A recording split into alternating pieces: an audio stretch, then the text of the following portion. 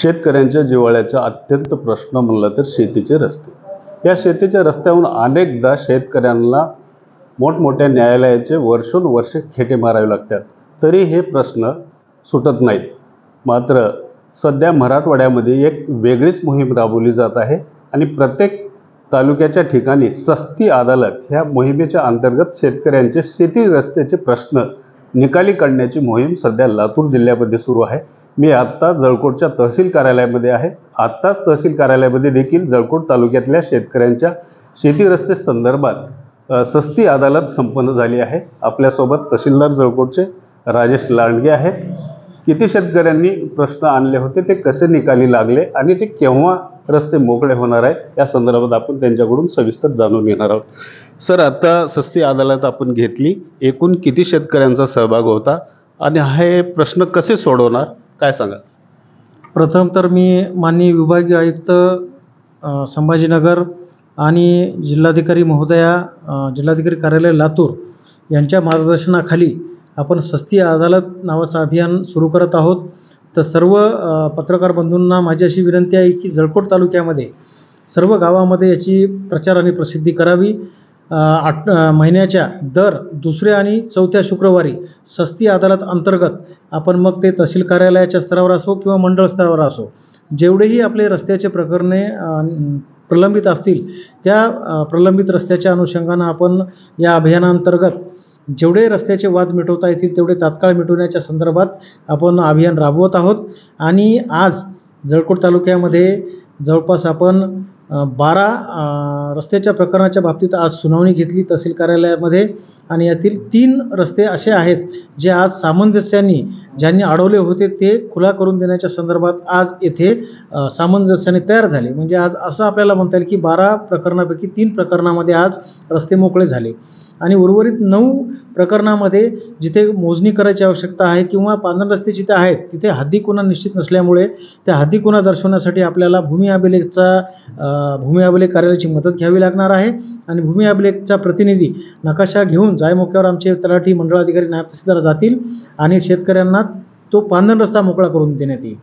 काही ठिकाणी असं जाणवते की नंबर दोऱ्यावर म्हणजे शेत विभक्त झाल्यानंतर एकत्रित कुटुंबामध्ये जे रस्ते पूर्वापार प्रचलित आहेत ते रस्ते बंद करण्यात स्वतःच्याच भावकीतल्या लोकांनी अडवल्यामुळे काही प्रॉब्लेम निर्माण झालेले आहेत।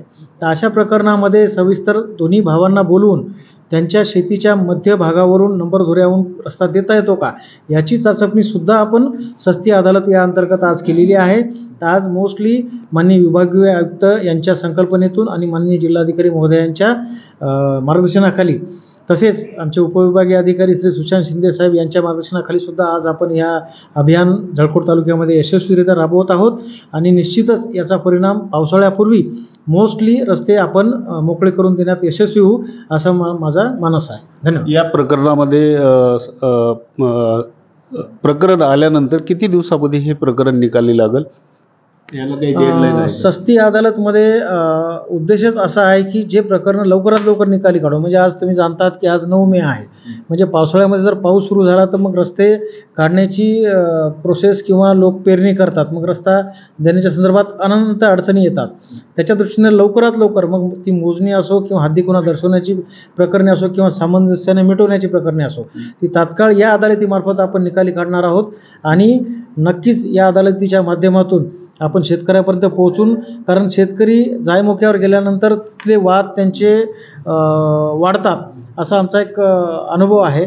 तर इथे बोलून या सस्ती अदालतीमध्ये दोघांनाही सामंजस्य घडवून त्यांना रस्ता दिल्यानंतर तुमचा कसा फायदा आहे हे सुद्धा पटवून देण्याची जबाबदारी प्रशासनाची आहे आणि निश्चितच याचा एक पॉझिटिव्ह इम्पॅक्ट लोकांवर होत आहे। वर्षभरातून किती अदालत आहे या आता माननीय वरिष्ठ कार्यालयाच्या अनुषंगानं आपण महिन्याला दर दुसऱ्या आणि चौथ्या शुक्रवारी या अदालतीचं आपण आयोजन करत आहोत आणि जसे आमचे रेग्युलरचे प्रकरण आणि या व्यतिरिक्त आता या अदालतीमध्ये प्रचार प्रसिद्धी झाल्यानंतर काही लोक समोर येत आहेत की रस्त्याची आम्हाला नितांत गरज आहे, तात्काळ काढून द्या। तर असे प्रकरण आपण तात्काळी या अभियानामार्फत निकाली काढत आहोत। प्रकरणात या अदालतीमध्ये प्रकरण आणण्यासाठी शेतकऱ्यांना अर्ज कसा करावा लागेल, काय?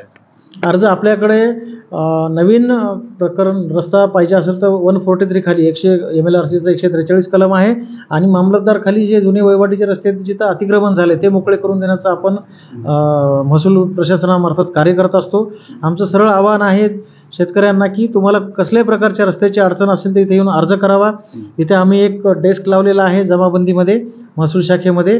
ते आपल्याला अर्ज कसा करायचा ते गाईड करतील. म्हणजे तुम्हाला नव्यानं रस्ता पाहिजे असेल किंवा आहे नकाशावर असलेला रस्ता अडवलेला असेल या बाबतीत मार्गदर्शन करून त्यांचे अर्ज घेण्यात येत आहेत आणि या अदालतीमार्फत त्याचं निरसन करण्यात येत आहे. एकूणच जर पाहिलं तर अत्यंत शेतकऱ्यांसाठी हे अभियान खूप महत्त्वाचं आहे. आत्तापर्यंत आपण पाहिलं की अनेक शेतकऱ्यांमध्ये भांडणं होतात, तंटे होतात. जास्तीत जास्त तर मान्सून आल्यानंतर तर खूप पोलीस स्टेशनपर्यंतचे हे प्रकरणं जातात.